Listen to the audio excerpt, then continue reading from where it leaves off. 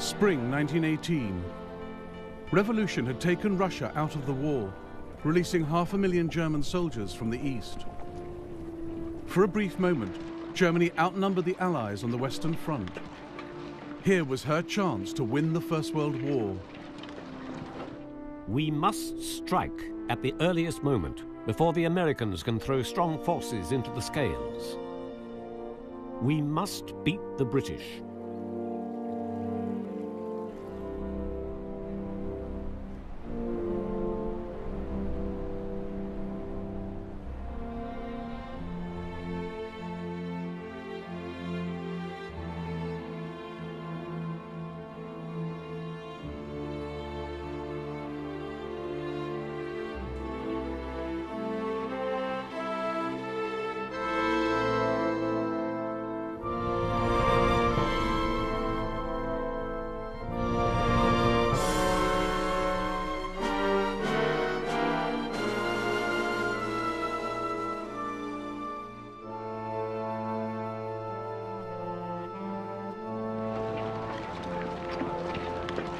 Behind the German lines, great armies rolled into position for the Michael Offensive, named after Germany's patron saint.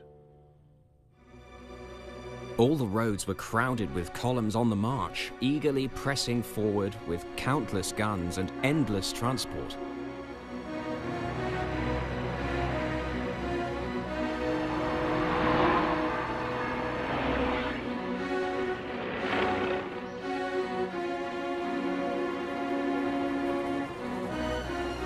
The German and the Allied air forces were closely matched, but Germany had the legendary ace, Baron Manfred von Richthofen. A special train carried his famous fighter squadron. Their brightly painted aircraft and daring antics had earned the nickname the Red Baron's Flying Circus.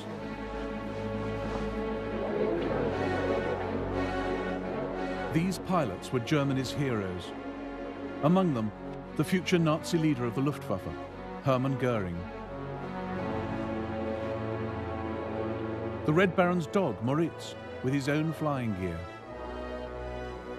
Von Richthofen had already downed 66 enemy planes. He looked to the Michael Offensive to swell his tally.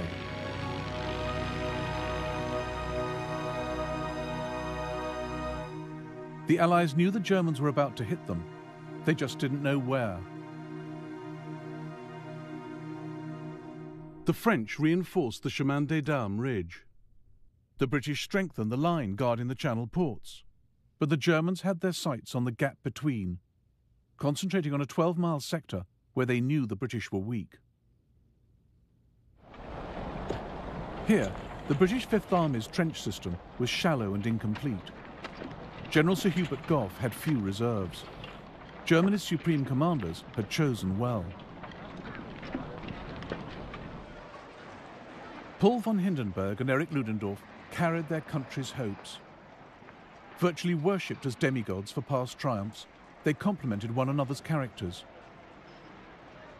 Hindenburg, the rock, steady and unflappable. Ludendorff, the brains, but erratic, nervous.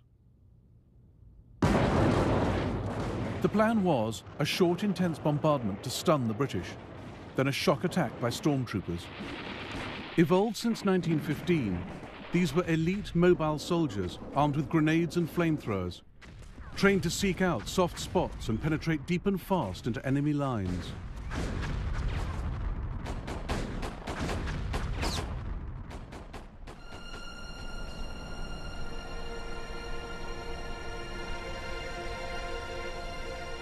Ludendorff fixed the offensive for dawn on the 21st of March, 1918.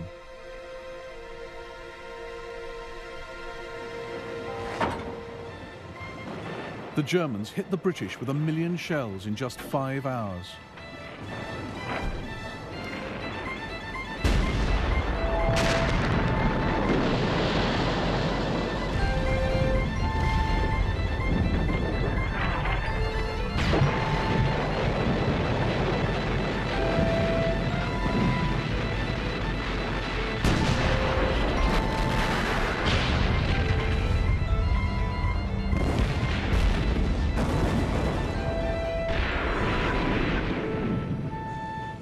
Just before the bombardment ended, the battalion commander, Major Scherer, started to sing Deutschland, Deutschland über alles. We all joined in. It was the first time I had heard our men singing the national anthem since the autumn of 1914.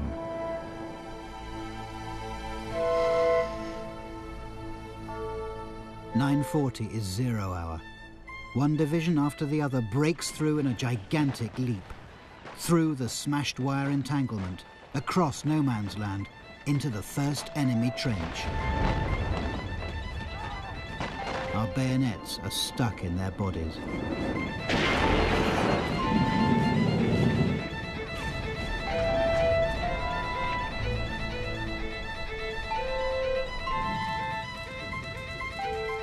The morning fog was thick with poison gas. Some British never saw them coming. We heard the sentry shout that the Germans were here, and we all made a grab for our arms. A party of Germans came behind us and called on us to surrender. Well, we hadn't anything to say in the matter, as there were hundreds to one. Seeing that the case was hopeless, we were taken, very much against our will. Lieutenant Stewart was one of 21,000 British captured that day. Panic spread as senior officers, used to years of static trench warfare, lost control in the havoc.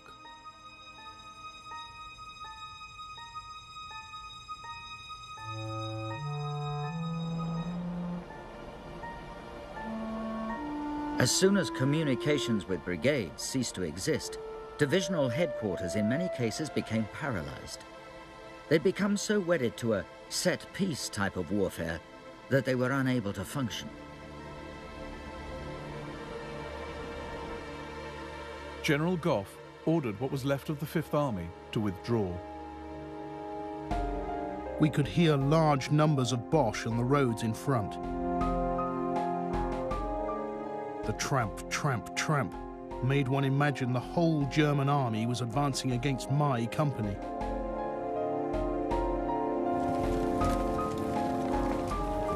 This was the biggest breakthrough in over 3 years of trench warfare on the Western Front.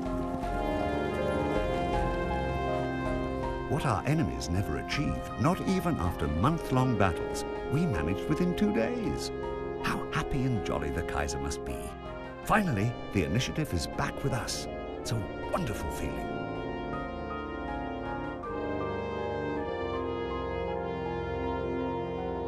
Demoralized British troops retreated over the Somme battlefield of 1916, giving up ground for which so much blood had been shed. It is pathetic to think that the old places where we were 2 years ago are now in the hands of the Hun, as also are the graves of many people we know.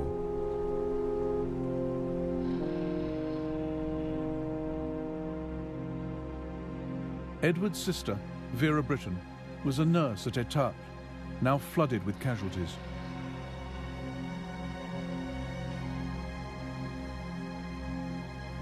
"There's only a handful of us, sister, and there seems to be thousands of them," was the perpetual cry, whether the patient came from Bapaume or Péronne or Saint-Quentin.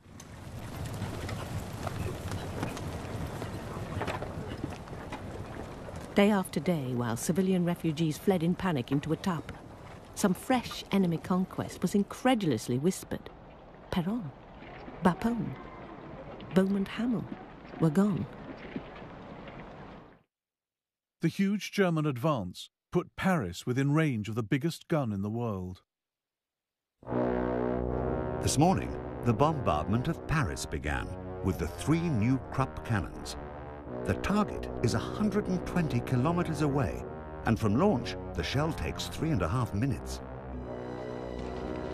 The first French prisoners I speak to ask me anxiously whether it's true that Paris has actually been shelled.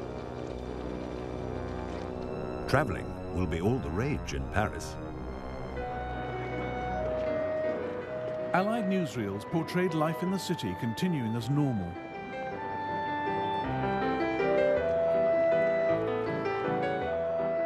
But away from the cameras, civilians hurriedly packed their bags. 183 of the giant shells fell on Paris.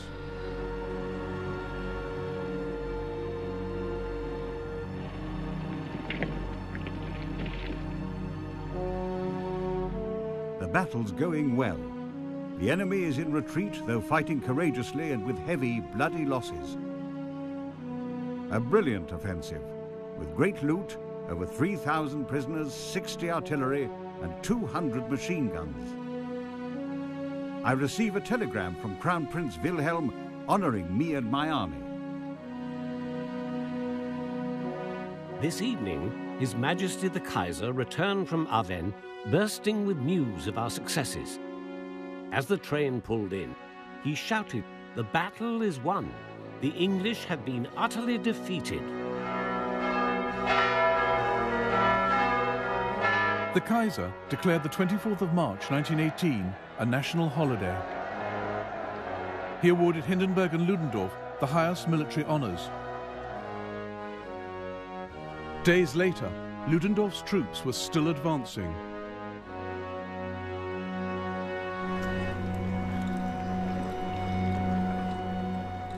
Some of the British started to think the unthinkable. I shall never forget the crushing tension of those extreme days. Nothing had quite equalled them before. Not the Somme, not Arras, not Passchendaele. For into our minds had crept for the first time the secret, incredible fear that we might lose the war.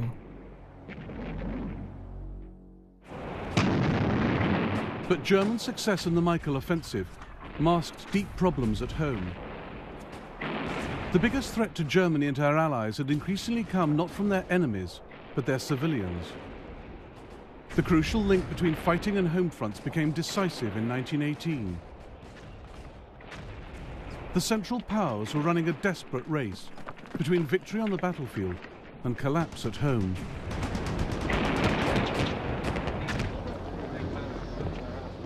There are signs of the increasing scarcity of metal. In a small town near here, a sad ceremony took place. The ancient church bell, which had rung the people from cradle to grave for 300 years, was requisitioned. The inhabitants performed a funeral service for it. The bell was covered with wreaths and flowers and handed over to the military authorities under tears and protestations.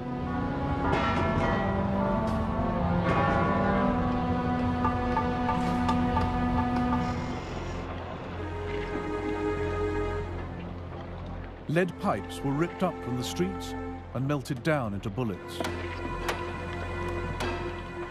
The war was gnawing at the vitals of Germany and Austria-Hungary, and people's hearts were turning against it. They wanted change, peace and democracy.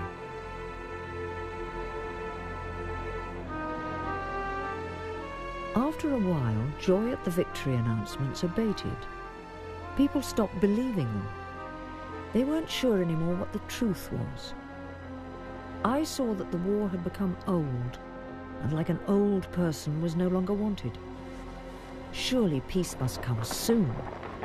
Something dangerous was building up in people. Something that smelled like rebellion. Dangerous ideas were coming in from Russia, anti-war, revolutionary, carried by German troops being moved from Eastern to Western Front for the Great Offensive.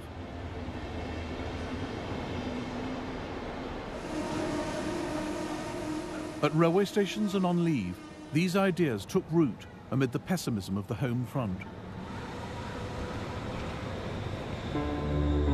Dominic Richert was one of the soldiers ordered from east to west. We were off to the front, so once again we had the pleasant prospect of being allowed a sweet heroic death for their beloved fatherland. We went through East Prussia, West Prussia, Brandenburg.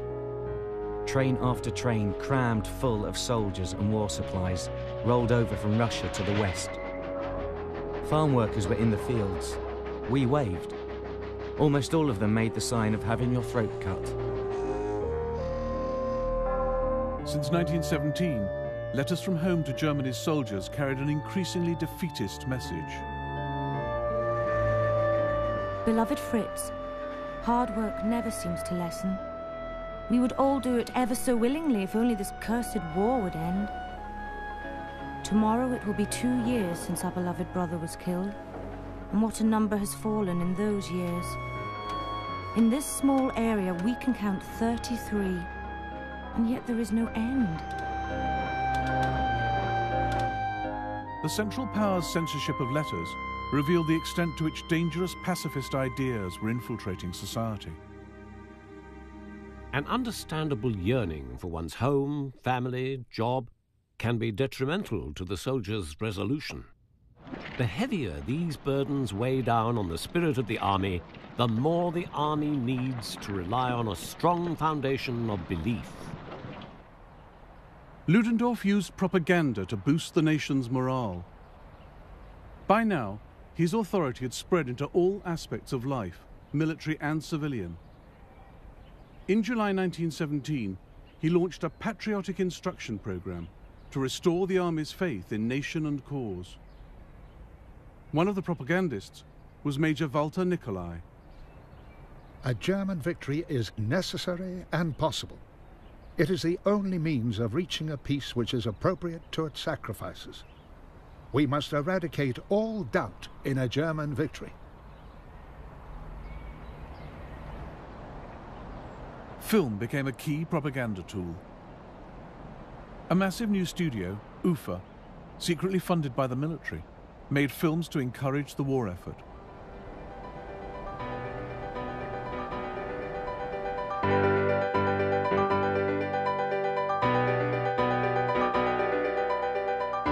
Here, Neptune, king of the seas, learns that the feast his mermaids bring him has floated down from British ships sunk by U-boats.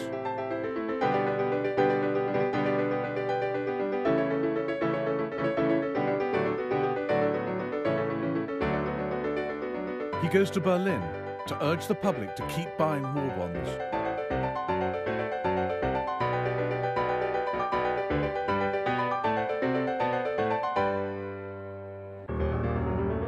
Propaganda also taught the importance of security and secrecy.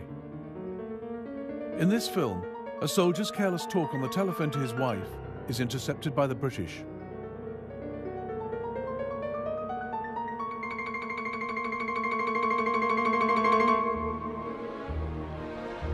Ludendorff enlisted German women to spy on their fellow citizens and root out defeatism.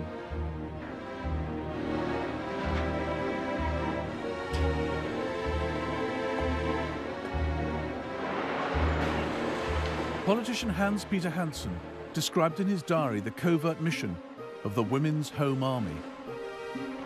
These women are given special instruction in espionage.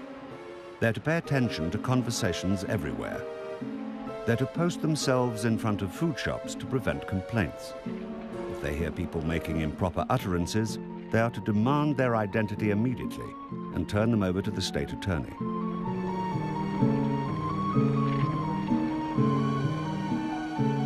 In these repressive times, politics grew more extreme. In July 1917, the German parliament, the Reichstag, passed a resolution calling for a negotiated peace with the Allies. But Hindenburg and Ludendorff welcomed the formation of the Fatherland Party to reunite the nation. Financed by industry and the army, and backed by the right, it launched savage propaganda attacks against all anti-war factions. But the party only fueled Germany's slide into dissent and division. All outward distinctions of class and rank have to be avoided. The many who have grown rich through war are detested. Finer distinctions are not always made, and anyone wearing a fur mantle or well-made boots is suspected of being a war profiteer. Hindenburg and Ludendorff were running Germany as a military dictatorship. They had marginalized the Kaiser. The Kaiser is more and more the shadow of a king, and people talk openly of his abdication as a possibility very much desired.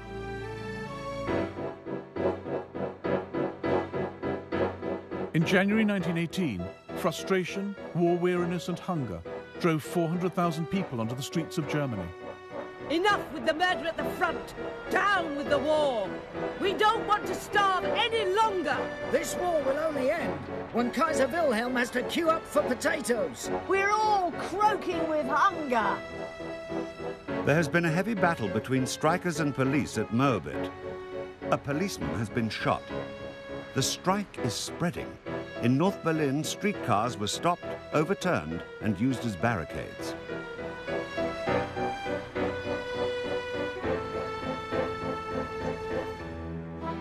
Kurt Eisner, a radical socialist leader, addressed the crowd. Comrades, the battle has begun. For 3.5 years, you have swallowed shameful lies and become accomplices to the terrible slaughter. If you give in now, the oppression will start all over again, and you will be sent to die in the name of the economic and military interests of a few. If you stand firm now, we will be victorious.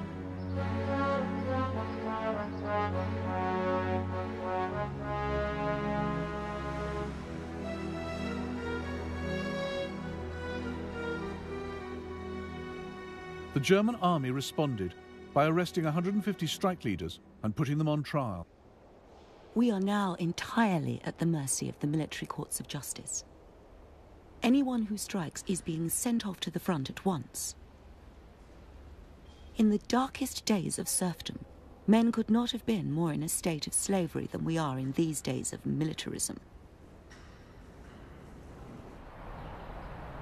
Over 3,000 strikers were sent to the front.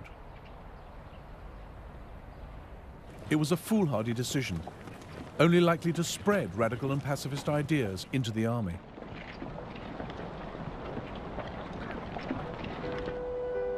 The company was ordered to attend the burial of the cavalry captain in the military graveyard, where thousands of poor victims of European militarism already lay buried. Of course, there was a speech. The main words featured were fatherland, hero's death, honor, etc. In reality, that's all lies and deceit. The only people who die purely for the fatherland are the basic soldiers. The higher ranks are paid, so die for the money.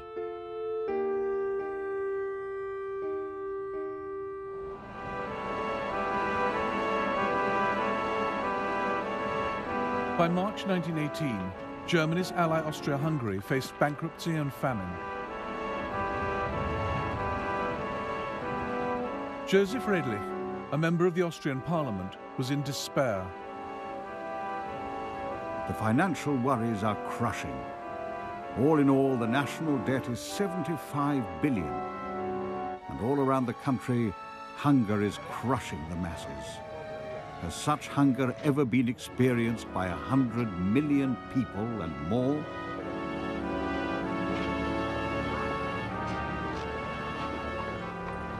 Emperor Franz Joseph had died in 1916.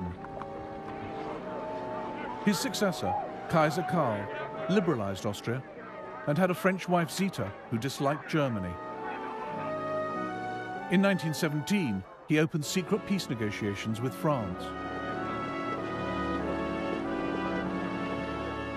The Germans felt betrayed. Then Austria started to waver in the one area where Germany was relying on her to hold firm: the Italian front. In November 1917, Austria-Hungary had beaten Italy at the Battle of Caporetto, capturing rich farmlands and thousands of prisoners. But the troops soon slaughtered the animals and emptied the granaries.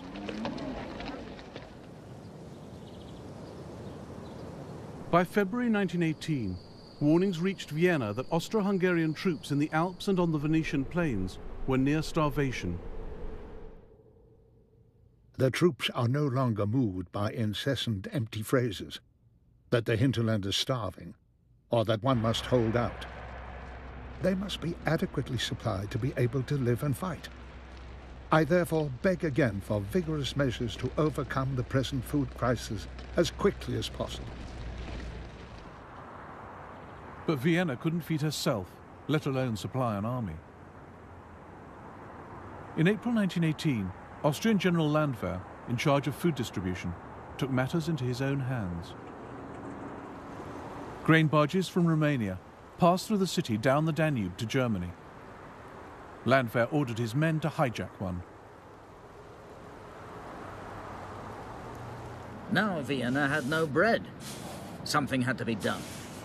The confiscation of the German grain barge was the only way out. This was simply street robbery, albeit an official one dictated by need.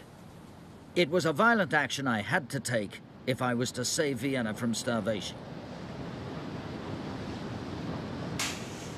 Ludendorff was so enraged, he considered declaring war on Austria. And trouble was brewing with Germany's other main ally, Ottoman Turkey. Germany needed Turkey to hold the line against the British advance into the Middle East. But after 600 years, the Ottoman Empire was crumbling, and the British Empire was licking its lips. In March 1917, the British captured Baghdad. In December, they entered Jerusalem. The loss of both cities was a severe blow to Ottoman authority in the Middle East.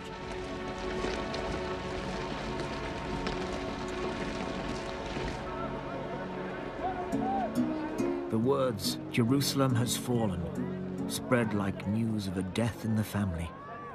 Jerusalem was in the hands of the English. How heroically the last Turks fought. We did not leave Jerusalem like the sons of Israel. We left it like Turks.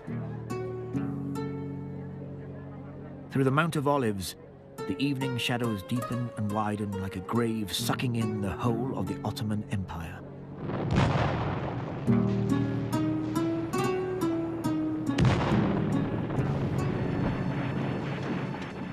We now had to prepare our tears for Beirut, Damascus, and Aleppo.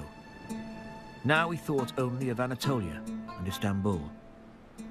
Goodbye to the Empire, and all its dreams and fancies.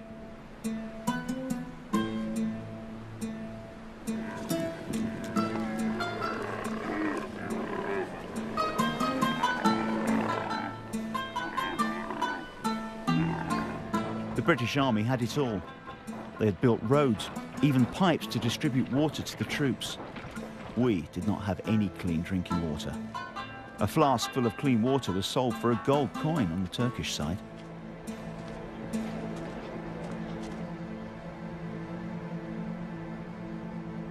In Turkey, as with her allies, the situation on the home front was so desperate it threatened her capacity to wage war. Turkey hadn't known peace for 7 years. The First World War was just the latest and most terrible in a string of conflicts. Most able-bodied men were in the army, or wounded or dead. The land was impoverished, the people near breaking point. An old farmer with a 7-year-old girl, his grandchild, came to see me. The child's father had died in Gallipoli and the mother had died as well. He begged me, for God's sake, take this child and save her from starvation and death. I took the child. Back in Istanbul, I discovered that almost all of my officer friends had taken in poor children like that from the villages of Anatolia. General Mustafa Kemal, Turkey's future leader, warned that this was a recipe for national disaster. There are no bonds between the government and the people. What we call the people is now composed of women, disabled men and children. For all alike, the government is the power which insistently drives them to hunger and death. Every new step taken by the government increases the general hatred the people feel for it. But far from relaxing the pressure on the Turkish people, their war leader, Enver Pasha, had even bigger demands to make on them. While Britain swallowed up the old Ottoman Empire in the south, Enver looked east, dreaming of a new Turkish empire extending into Central Asia.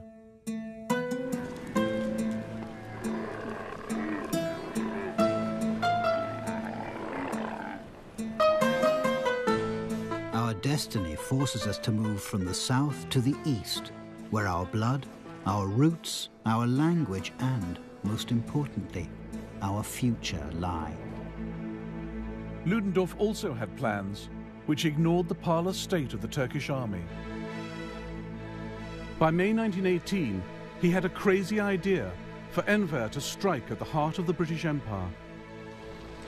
Even if we are victorious in France, it is still in no way certain that we can force the English to a peace acceptable to us if we are not able to threaten their most sensitive spot, India.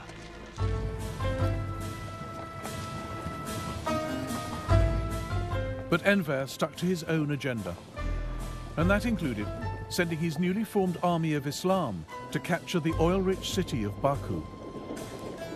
Britain and Germany also had Baku in their sights. Now the scramble for Central Asia was on. The speed and energy of the Turkish advance seems to have taken Europe by surprise.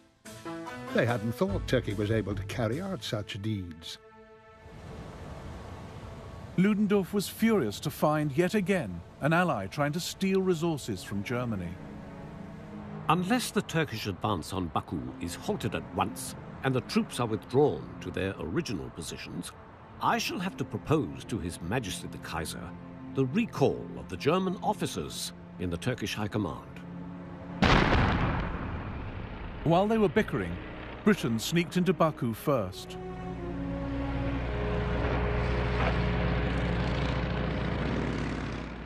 Turkey's commanders, like Vejihi Bey, were growing bitter over the cost of her alliance with Germany. We thought we were sacrificing ourselves for the common good of the Germans and Turks. Oh, this shining silvered plan. We've sacrificed millions of our sons for a dream. A woman is asking everyone she sees, "Have you seen my Ahmed?" Which Ahmed? Which of the 100,000 Ahmeds? He went this way, she said. That way? To the Suez Canal? Sarikamish or Baghdad? Was your Ahmed swallowed by ice, sand, or bitten by scorpions? No. None of us have seen your Ahmed. But he has seen hell. If we could only explain to a mother what we gained from it, news to make her proud. But we lost Ahmed in a gamble.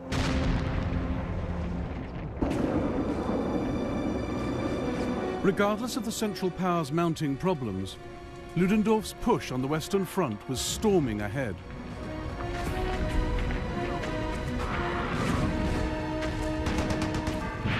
We're going like hell, on and on, day and night.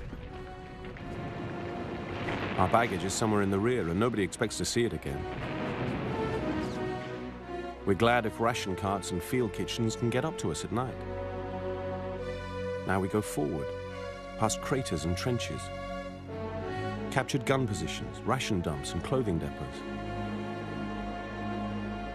Our cars now run on the best English rubber tires. We smoke none but English cigarettes and plaster our boots with lovely English boot polish. All unheard of things which belonged to a fairyland a long time ago.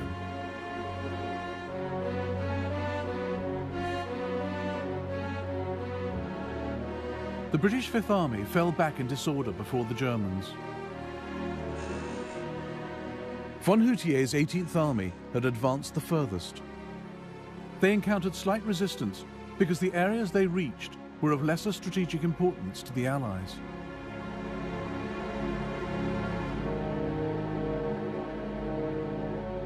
Instead of reining von Hutier in and turning his army against Allied strongholds, Ludendorff rewarded him with medals and reinforcements. Crown Prince Ruprecht, commanding 4 of the German armies, saw big trouble ahead. German High Command has changed direction. It has made its decisions according to the size of its territorial gain, rather than according to operational goals. The problem was Ludendorff. He had an eye for detailed battlefield tactics, but was blind to the big strategic picture. His army's spectacular advance had no vital objective. Indeed, woe betide a staff officer who dared ask Ludendorff what the operation was meant to achieve. I object to the word operation. We will punch a hole into their line. For the rest, we shall see. Rudolf Binding, at the cutting edge of the Second Army, realized that the speed of the German advance across this open, undefended ground was a problem in itself. One cannot go on victoriously forever without ammunition or any sort of reinforcements. Behind us lies the wilderness. The thing which annoys and upsets us again and again are the exaggerations of the newspapers and the telegrams to crowned heads about the decisive victory.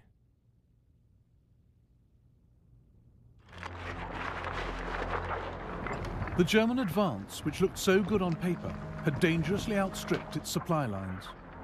Some units were so far ahead, no one was quite sure where they were, and the Germans had neither the horses to pull the supply carts, nor enough fodder. The sun dries out the poor earth to dust. I don't know what we will live off. Already we have no oats. If we have a bad harvest, then we can send the horses to the sausage factory.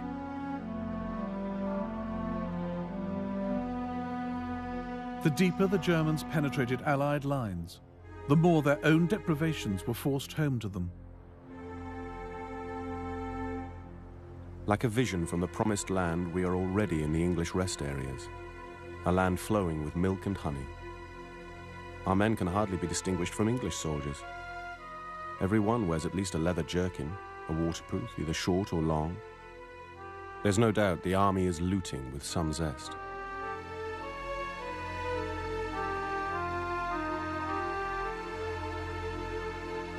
On the 23rd of March, Ludendorff suddenly dreamed up a real objective, the city of Amiens.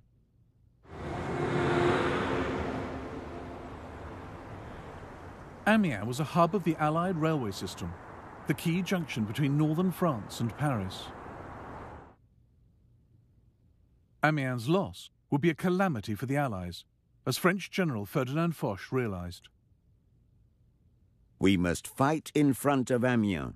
We must fight where we are now. As we have not been able to stop the Germans on the Somme, we must now not retire a single inch.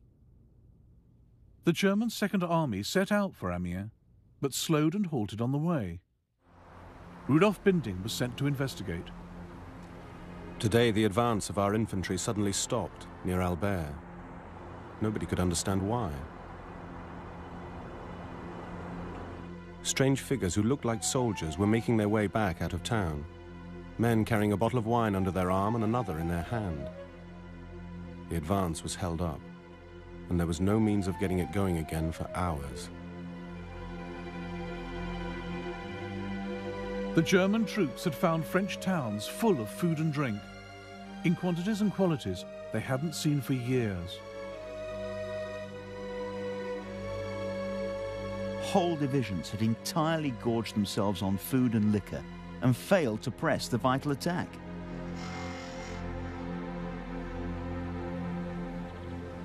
The Second Army had lost precious time and momentum. Here, outside Amiens on the 4th of April, a combined Australian and British force stopped the Germans.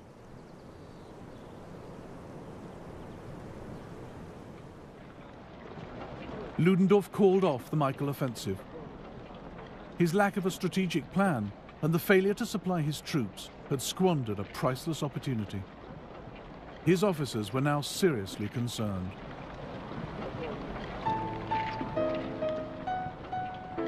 Ludendorff has totally lost his nerve.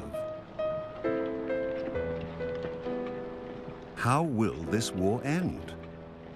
England is still unbeaten. The physical exhaustion of the infantry was so great that finally the men could hardly fire their rifles. They let themselves be slowly wiped out, almost without caring.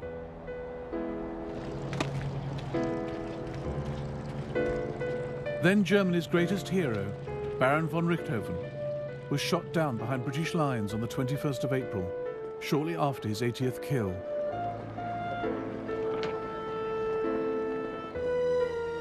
The Allies buried him with full military honours. A British plane then flew over his headquarters, dropping a photograph of von Richthofen's grave.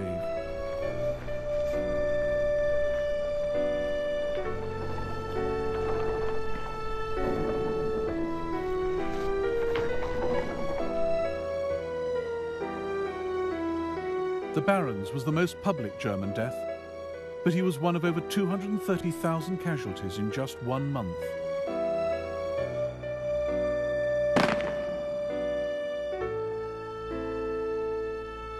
Germany was running out of men, having failed to capitalize on Russia's withdrawal from the war.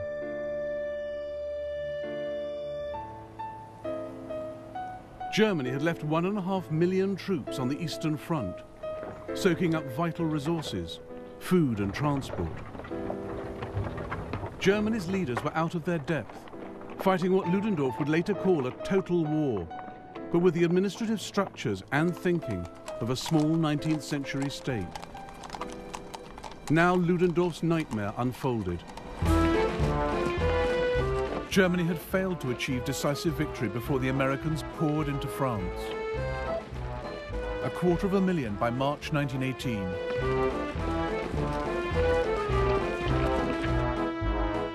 But General Pershing gave the Germans some breathing space by refusing to allow American troops to serve under British or French command.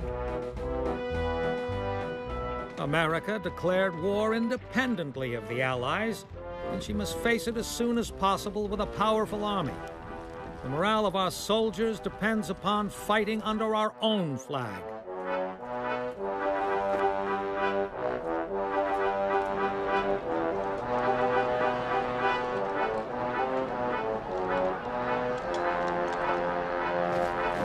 Pershing, obstinate and stupid, hankering after a great self-contained American army.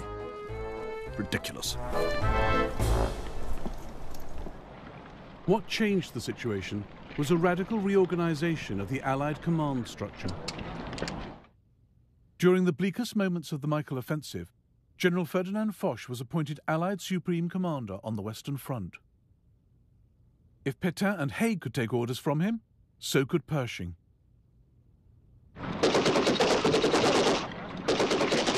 But the Americans went their own way over how to fight. Captain Christensen gave a training lecture to some of the newly arrived American troops.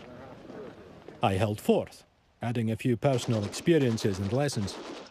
When I had ended, an old colonel, dressed more like a sheriff, said, "Gentlemen, I'd like yous all to accord the Scottish Major a hearty vote of thanks for his very interesting lecture."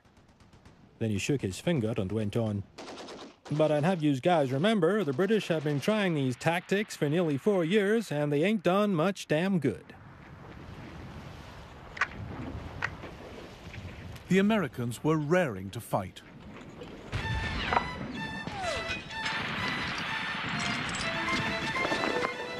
We all seemed to go crazy, for we gave a yell like a bunch of wild Indians and started down the hill running and cursing in the face of the machine gun fire. Men were falling on every side, but we kept going, yelling and firing as we went. We threw hand grenades as if they had been baseballs. A boy next to me threw a hand grenade and hit a tree. It bounced back and exploded.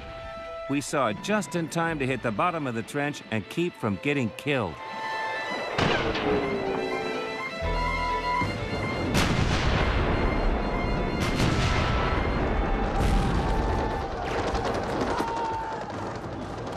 By refusing to learn from the Allies, the Americans fought in 1918 the way the Allies had done in 1914, charging across open ground without adequate artillery support.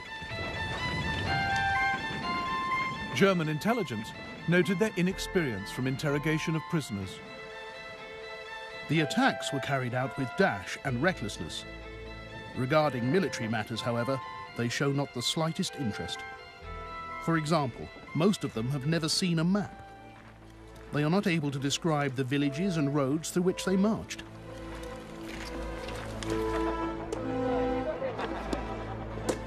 The Americans had a lot to learn, but their presence gave the Allies a huge morale boost.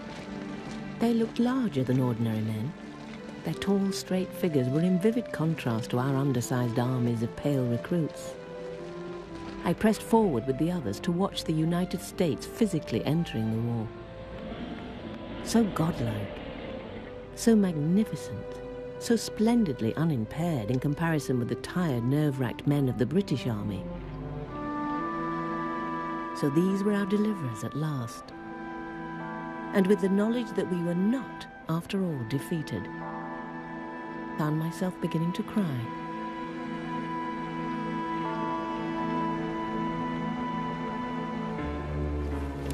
The failure of the Michael offensive further depressed German morale at home. Pacifism and defeatism now seeped through to the soldiers in the German rear.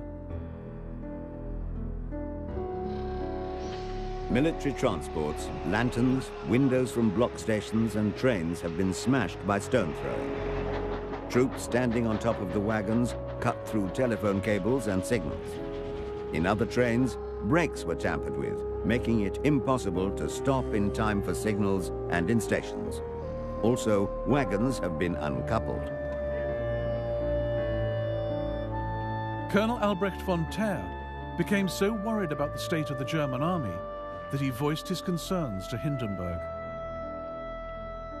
His soothing voice said, "My dear Thaer, while it may be the case that things recently have not gone so well for you, you must remember that you are talking about a front of 12 miles. I daily receive reports from the entire front. Morale is splendid, while according to our reports, enemy morale is rather poor." But morale in Hindenburg's own headquarters was sliding, and the root cause was Ludendorff.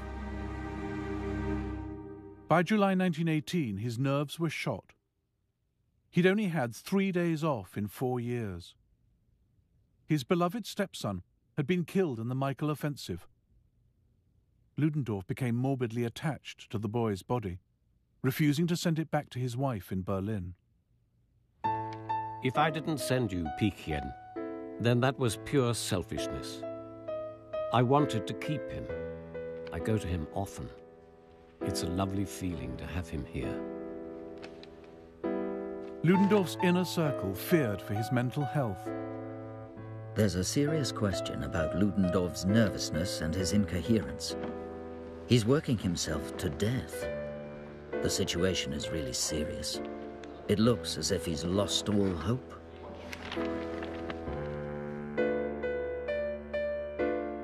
Throughout June, the Germans grew weaker and the Allies stronger. On the 15th of July, Ludendorff launched the last German offensive of the First World War. I have lived through the most disheartening day of the whole war. The French deliberately lured us across rusty snakes of barbed wire. We only managed to advance about 3 kilometers. Everything seemed to go wrong.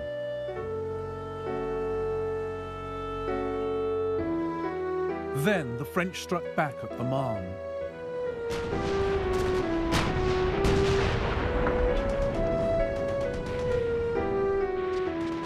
Their counteroffensive battered the exhausted German army. It looks as though we are being thrown against the largest enemy counteroffensive of all time, and it was supposed to be our offensive. We could never have dreamt that this would happen, ever.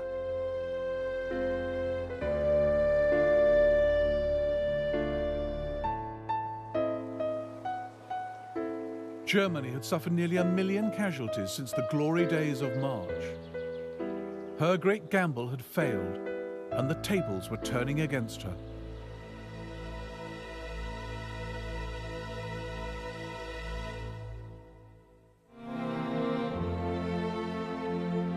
In the next episode of the First World War, the strange, sudden ending of the war, the bitter legacy of Versailles, and the search for meaning in the terrible losses.